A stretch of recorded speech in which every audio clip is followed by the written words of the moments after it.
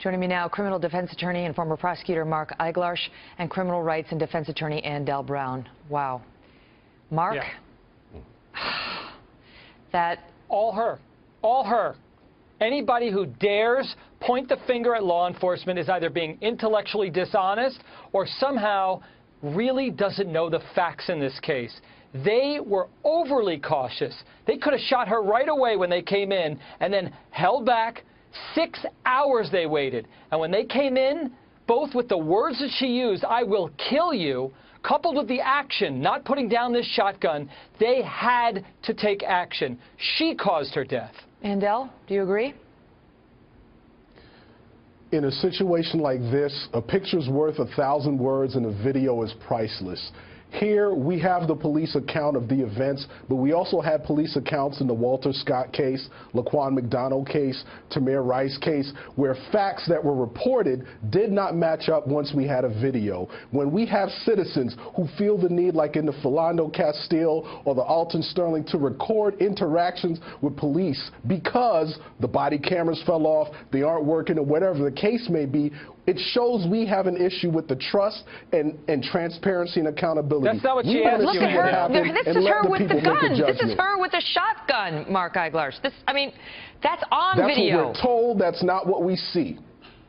What? So what are you suggesting, Andell? Are you going to manufacture facts? What I'm suggesting is in a city like Baltimore that was just rocked with the Freddie Gray, there should be using body cameras in this case. They just got the body cameras a couple of weeks ago. They're implementing that in Baltimore. Well, great. We need to see what happened. That's all I can say. I can't make assumptions like Mark that it's all her without seeing what happened, because I've seen police reports that turned out not to be true once we saw the video. But Mark Eiglarsh, we are seeing. This is video from the moment this went down. We can play Andell's generic game. I've made it before. Hold on. Andell, we'll go with what you're saying. You could throw out that generic comment all day long. We never know because we weren't there. We haven't seen reports, and sometimes reports are wrong. You're correct. But here's the question. Based upon what they're reporting, are you conceding that this was a justified shooting?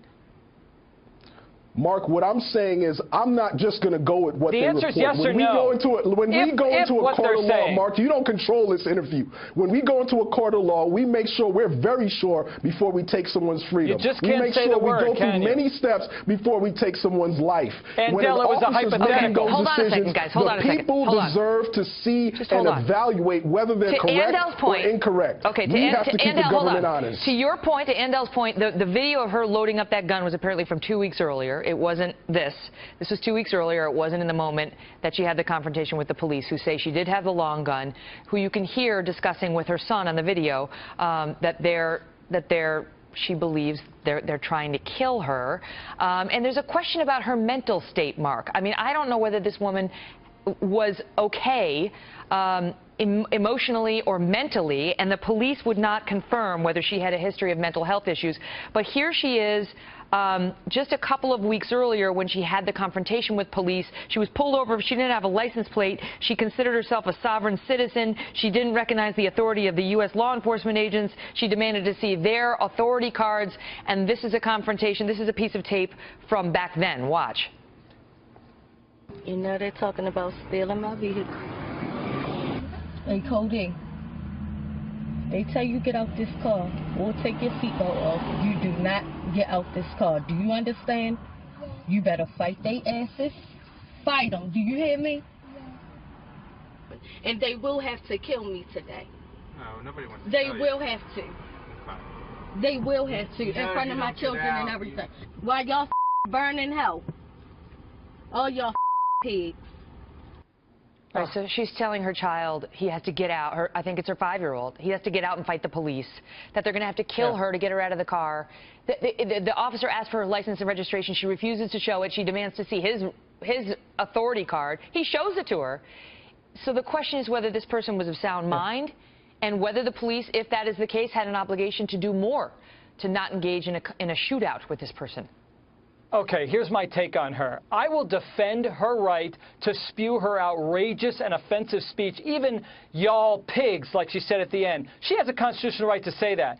But her constitutional rights end when she begins to resist and obstruct officers, as she did in that scenario, but worse, when she shows violence, when she has a gun aimed at law enforcement officers who didn't wake up wanting to kill anybody that day. They just wanted to go home to their families, and she created a scenario that led to her tragic demise.